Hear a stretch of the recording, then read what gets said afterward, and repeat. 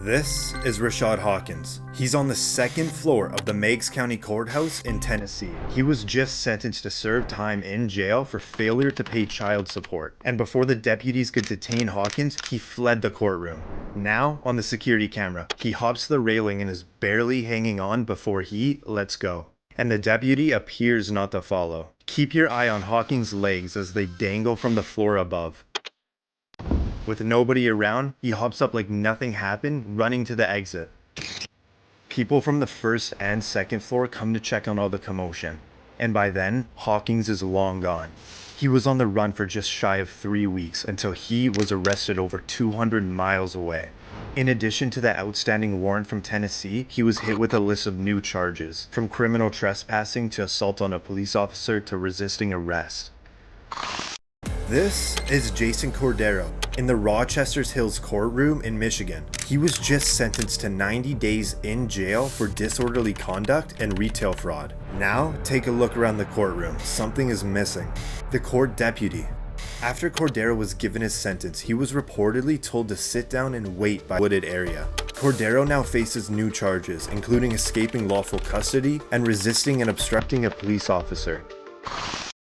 This is Tanner Jacobson, and to his right is Cody Howard, and they're in Chehalis, Washington.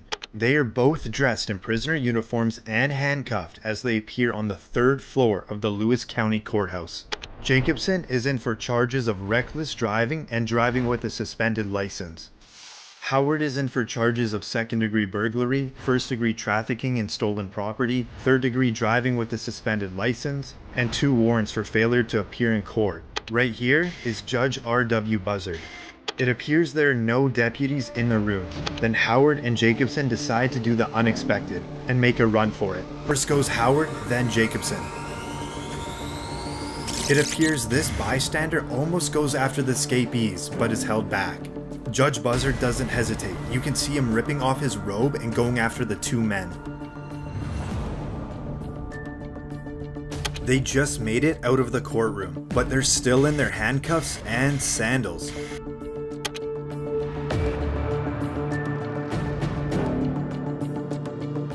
Now, in the 3rd floor stairwell. Judge Buzzard is closing in. With only 1 more floor to go, it's going to be a close one.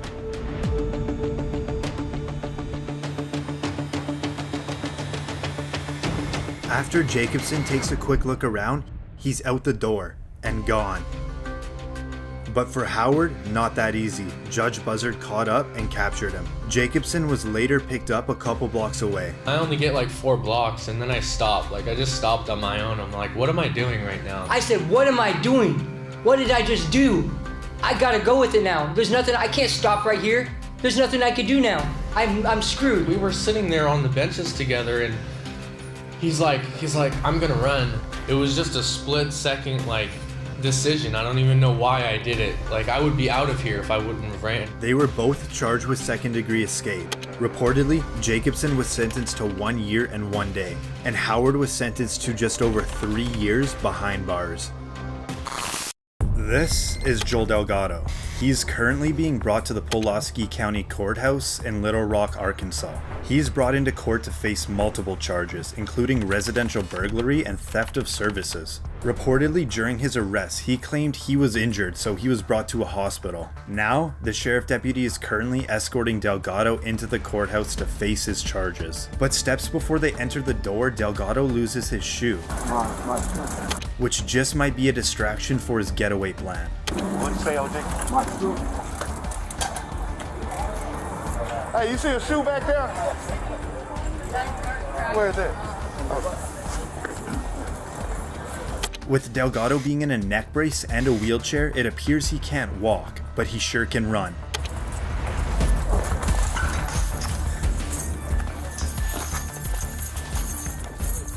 Delgado then bolts across the street and down an alley.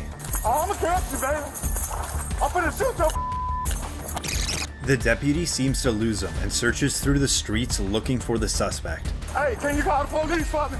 Call the police for me. Call the police. What way it go? Went straight through the alley and cut that way. What you need? Your phone. My damn radio came. Then I tried to get him. Hello? The wheelchair dude got up and ran. Yeah. I couldn't catch his.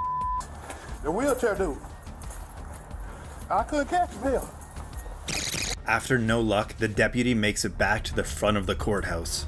The wheelchair dude ran. He had a neck brace on and all that. Did you really? Yeah. Didn't need that wheelchair very much, did he? Hell no. The deputy then meets up with his colleagues and breaks the news. Dude ran, man. Dude ran?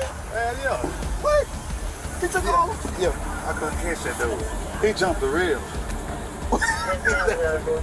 It's on my camera, bro. Oh, what's that, man? He jumped the rail, kicked his shoe had came off. I bent down to get his shoe. He just ran. Took off on you, man. Yeah. Should have had curbed him to the wheelchair.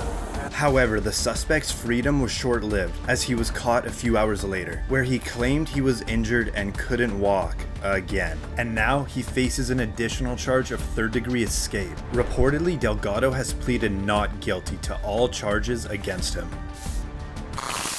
This is